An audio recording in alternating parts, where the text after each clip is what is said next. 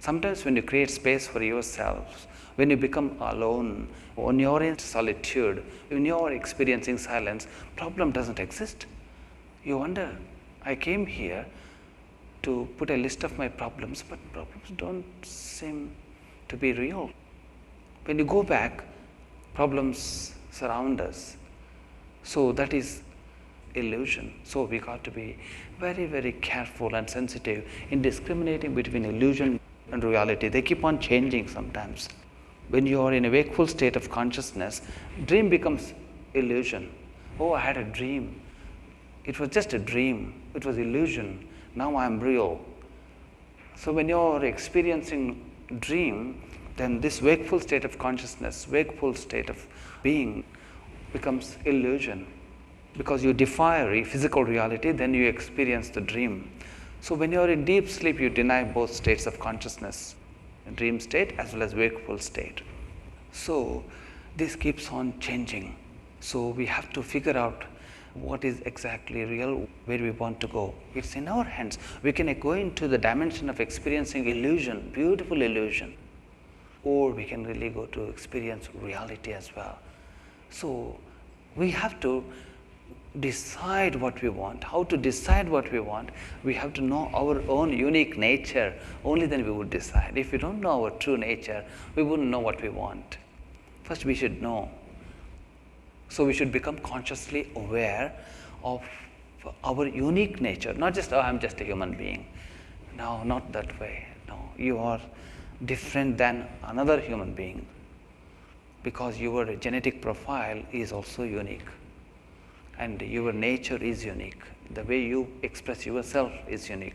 The way you perceive and understand and create your own universe within your inner consciousness is also different. So, although we are all humans in general on the same planet, under the same sun, breathing in the same air, but we are all so different. That different means deep down in some ways we are different with our own unique nature. That means ultimately at the core we are all the same, but between the mind and the heart, between the heart and the inner conscious spirit, there is something that's special about our individualness. Maybe there is abundant meaning why we are so unique with our own nature. Maybe higher nature wanted us to express ourselves and give something back to the planet, back to human society, and back to nature. Something, whatever we have, the unique contribution, as every plant and trees have something to offer uniquely. Although they may look alike, they may be from the same community, but still the taste differs from plant to plant, sometimes even branch to branch. So we are here to express ourselves and give it back. Only then you feel fulfilled. Okay, suppose you are given all facilities, all your requirements are fulfilled, and you have nothing to worry about. Your monetary status is also taken care. Everything is looked after. You got chef to even cook for you, and you got helpers at home. Everything is taken care. You got the driver. You just name it. You got all the facilities. Then will you be happy? No. Probably you will get more depressed, because then you would say, I want to do something. I feel like doing something. Everyone says this, I want to do something. I want to create something. I want to give something back to society. I want to really express myself. Only then you feel fulfilled. You may have learned so much in your life, maybe from university, from educational institutions, going for trainings, and by reading, could be by observing, by doing research, whatever it is, but you may have learned so much. You may also have gained so much experience. That is one part of enlightenment. It's not complete yet. You have to express yourself and give it back to nature.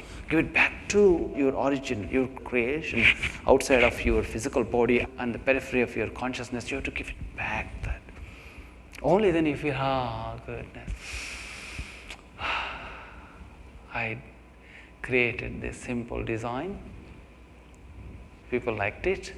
They appreciated it. It's wonderful. I really, wrote this poem. I made a design of the building, or something like you invent something. You feel happy, my God, I give it back. Sometimes you may say, oh, I'm spiritually progressing, I'm meditating, I'm evolving, whatever it is. If it is true, then you have to help others. You have to give it back to the source where you received inspiration, where you received that higher information and grace. Then you have to reflect it back. That's in nature. It is artificial not to give it back. It's natural to give it back because light reflects, isn't it? That's the reason we can experience light. Something reflects light. If all objects in the world starts absorbing light deeply and not letting it go out of it, it's like a black hole, then we won't be able to experience light. Everything is absorbed totally like black. If you put a black paint, it doesn't reflect light because the properties are different. It doesn't have reflective properties or nature or abilities.